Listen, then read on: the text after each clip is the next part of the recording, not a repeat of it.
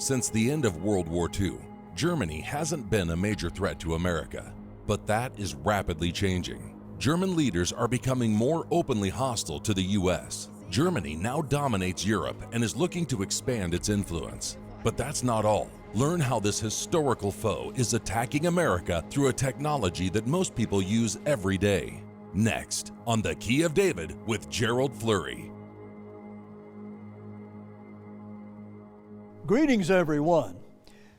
The internet world is in a state of panic, and many authorities are saying that the European Union is trying to get control of the internet and have already gone very far in doing that. The EU really has already made a decision that invades the home of every internet user and also every corporation and every government.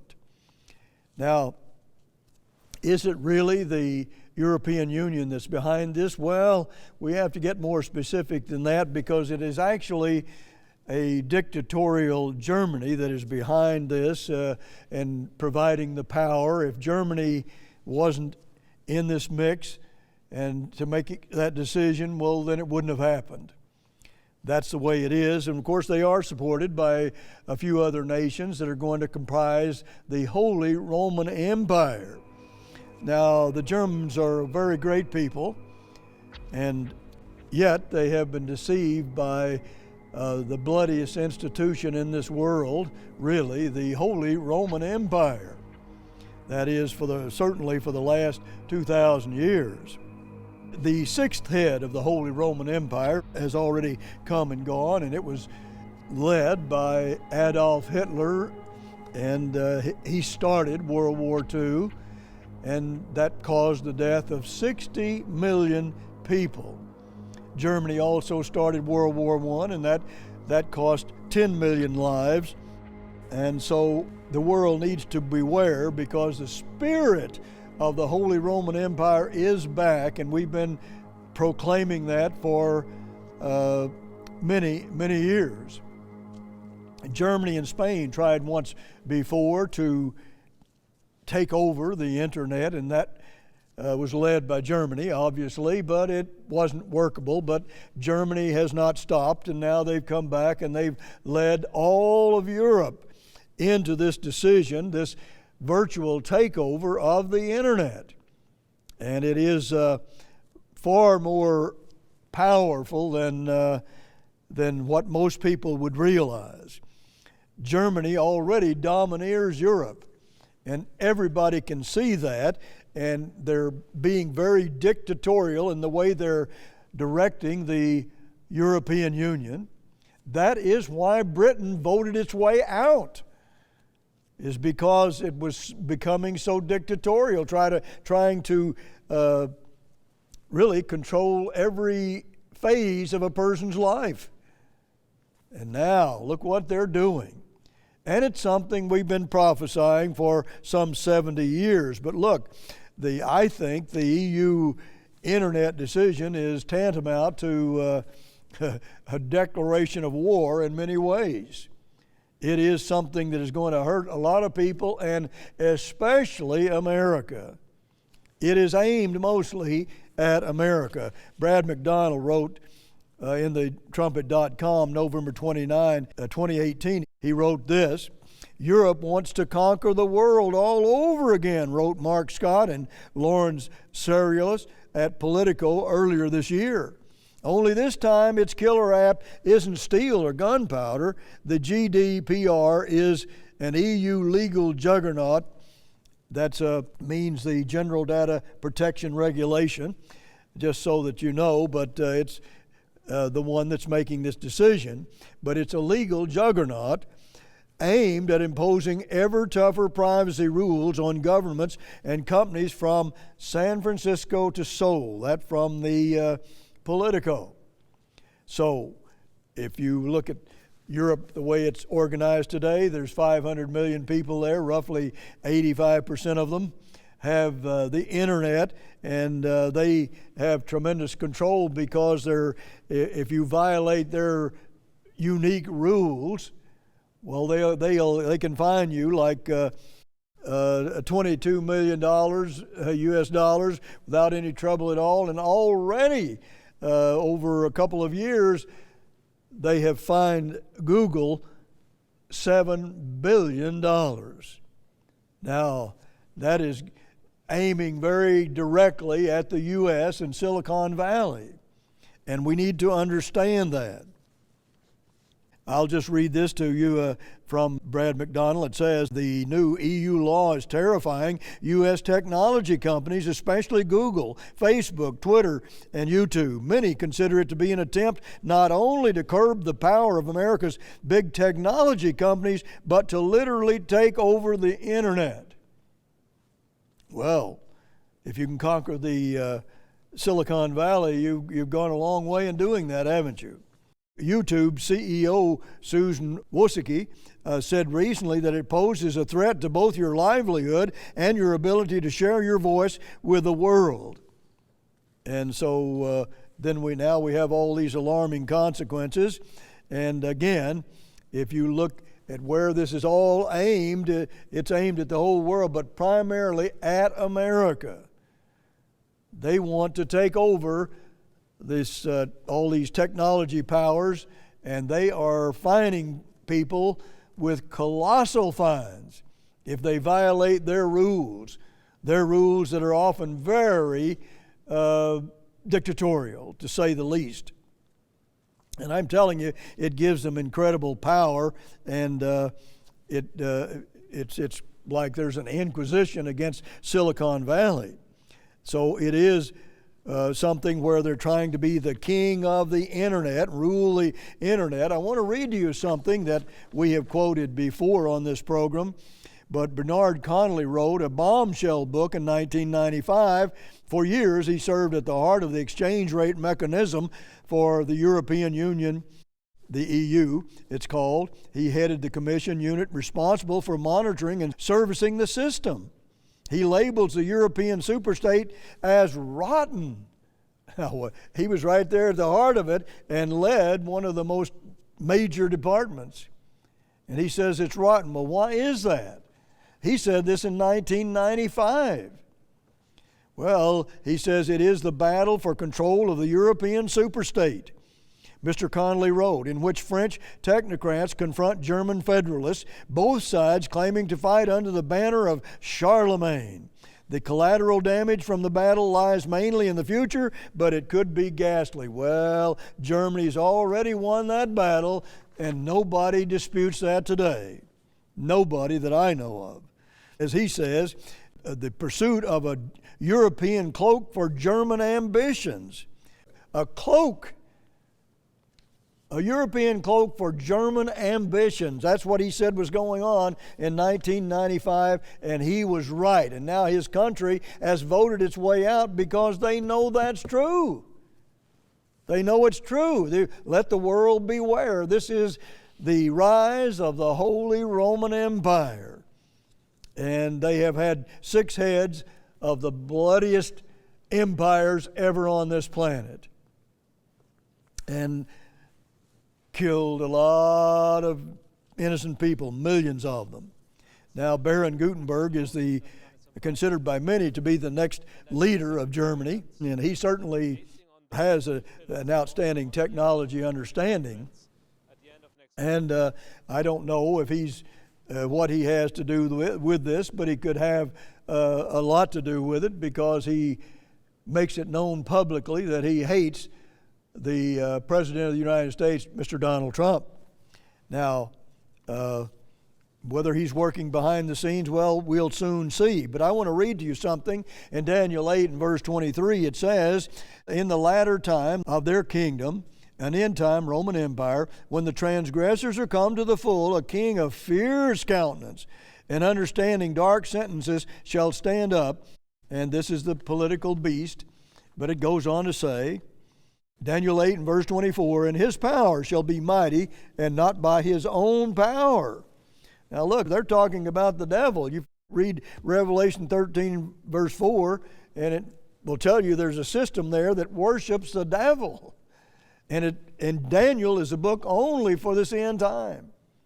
And it talks about a man rising up to rule over that Holy Roman Empire with a fierce countenance. Well, notice, if you want to, there is good news after the bad news, of course. Verse 25, and through his policy also he shall cause craft to prosper in his hand, and he shall magnify himself in his heart, and by peace shall destroy many. In the New English Bible that reads, he shall conjure up great plans, and when they least expect it, work havoc on many. Now, if you want to hear the good news, well, here it is. Because this is going to lead right into the second coming of Jesus Christ. That's how close we are to it. And that man, well, we have a strong opinion, let's say, of who that is. But we'll see. Only time will tell for sure. But the last part of verse 25 says, he shall also stand up, this same man, against the prince of princes, and he shall be broken without hand. Now again, that's a strong man that's coming on the scene. That's what Europe is really waiting for. That's what the Holy Roman Empire is really waiting for. And if you think the internet's dangerous and Germany is dangerous now, well, you haven't seen anything yet, according to Bible prophecy.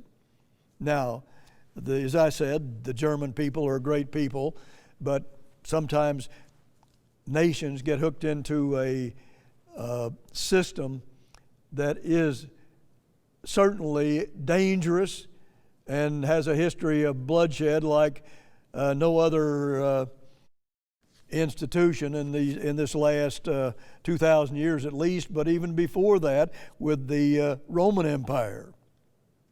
But the good news prevails over this, and we have a couple of articles that we'll send you to help you understand this, and also some booklets that we'll offer at the end of the program. But you've heard me say before, perhaps, that the Otto von Habsburg, from the famous Habsburg dynasty of the Holy Roman Empire, it's a late Otto von Habsburg, of course, but not too long ago, he was a member of the European Parliament. And he said that the European community is living largely now by the heritage of the Holy Roman Empire, but most of them don't realize it. Most of the people don't realize it. Already they're living by it. Well, now that's what Bernard Connolly was talking about. This is not a democratic organization. And we'll learn more about that very soon by just watching what happens in Europe. This is not about a dislike for any group of people. God says you'd better love all people and even love your enemies, or you're not following Him. And that we certainly love the Germans, and we want to get them to see where they could be led if they don't change course. And they're being warned even now by the British people voting themselves out. Why would they do that when that's such a prosperous organization and a combine of nations?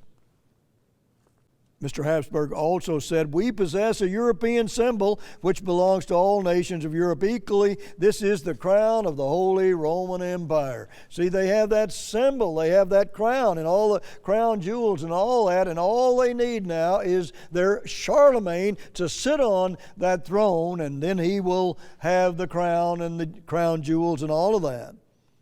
See, Hitler he called his empire the Third Reich. Charlemagne's was called the First Reich, or the First Empire. That's what that means. They don't want, Germany wants more than just to rule a nation, their own nation. They want an empire. That's what this is all about. They want to control the internet. And do you suppose they want to control the world? Well, the Holy Roman Empire has made an attempt to do just that every time it's risen. Now, we ought to think about that. The spirit of Charlemagne has returned. And when there's going to be a strong man comes on the scene, we don't know who he is for sure, but he's going to come on the scene, and he's going to be a lot stronger than what than the leadership in Germany today. Angela Merkel's very weak, and there are some strong forces influencing the decisions coming out of Germany even now. Richard Palmer also wrote an article for us in thetrumpet.com, and he had this to say.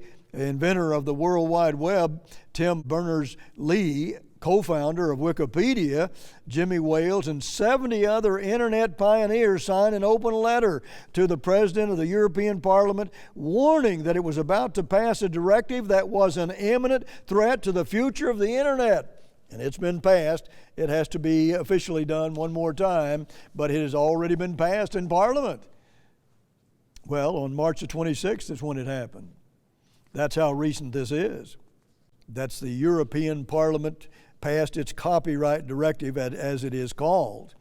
These professionals are saying that this is even the European Digital Rights calls this a censorship machine. That's from Europe's own entity there that tells you what this is and what it's all about. It's about a censorship machine. You try to get something into those countries in Europe, and if they don't like the message, they'll just simply eliminate it. Like this message. It is not a democratic organization. That's what this is all about. It's being like the Holy Roman Empire always has been. And we need to think about that and realize that this is not something to take lightly. Article 11 can be used to clamp down on criticism. We had an experience with them, and I think that I don't have time necessarily to get into that, but yes, they can really clamp down on criticism if they don't like what you have to say, and of course you can't even really quote large parts of an article and even show people that they're lying and all of that. I mean, this is something that is a danger to this world. All you have to do is look at their past history, look at their fruits. Are they doing it again? Yes, they are. And they don't want people to be criticizing that past, that bloody, bloody, bloody past. They don't want people to criticize that, of course. They don't want you to be talking about Adolf Hitler and his extermination camps. No, I don't think I'd want somebody to talk about my history if it were like that. And I don't think this world is aware of just what is going on, because if they want to censor and they want to criticize and have the power to make colossal fines, $7 billion in 2 years against Google. And again, I know there are infractions by these corporations, and I'm not arguing for them to have a tyranny either. But when you let people get control of something with that power, the internet, let me tell you, it is an incredible power. And it can destroy economies. It can destroy corporations. It could even make, Silicon Valley much less effective than what it is, and maybe even more than that. But remember, after World War II, this world was fed up with Germany's aggressive military might and military aggression. And Winston Churchill and Franklin Roosevelt made this statement in a document: "It is our inflexible purpose to destroy German militarism and Nazism and to ensure Germany will never again be able to disturb the peace of the world." Never again. They've just done it over and over and over and over. And if you know who Germany was in ancient history, let's say in the Old Testament times or the Hebrew Bible times, let me tell you, it was the same then. It was the same then. It's in their heart to destroy many nations, it says in Isaiah 10. That is just the way they are. And the Holy Roman Empire has made them and those nations that are going to be allied with Germany, there will be 10 kings. 10 kings that are coming on the scene. Now there are 27 kings. But this decision is going to begin to cause some to be pushed out, and maybe some they'll want to push out, and they can do that too.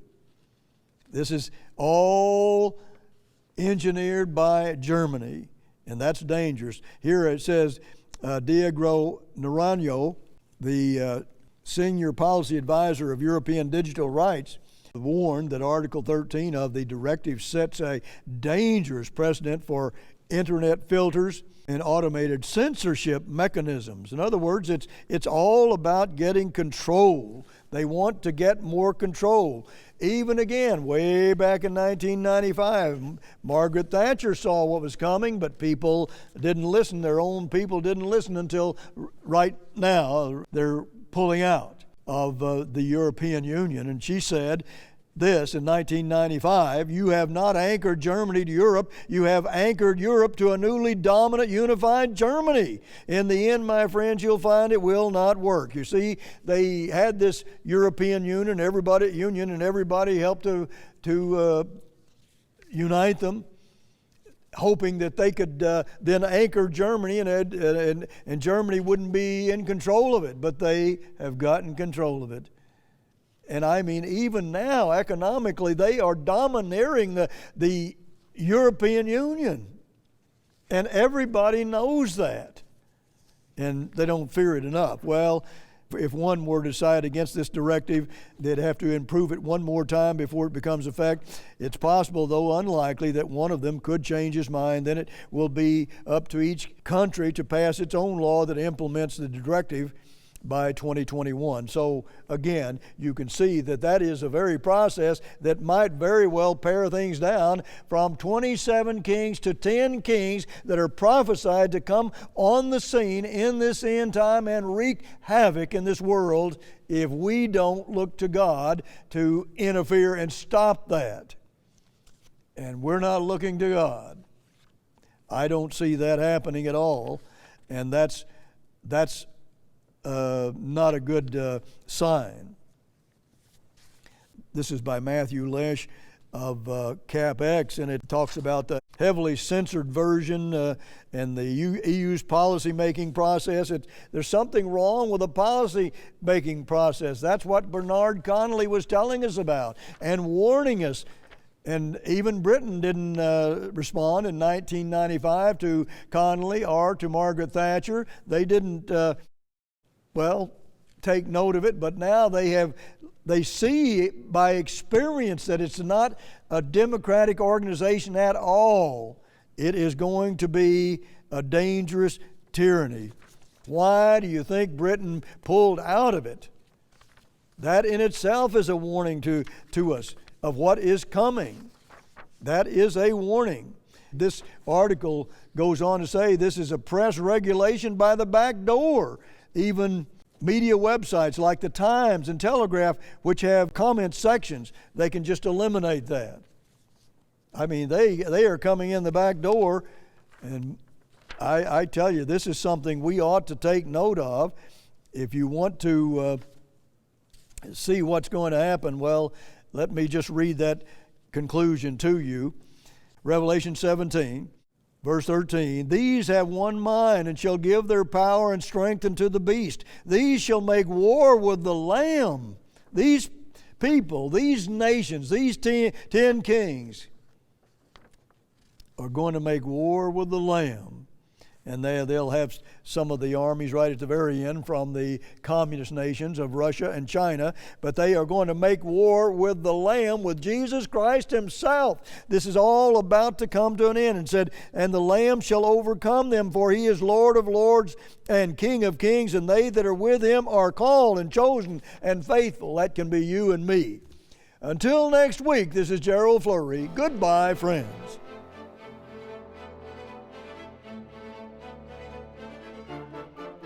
Request Gerald Flurry's booklet, A Strong German Leader is Imminent, to discover the one thing Germany now lacks, a strong man.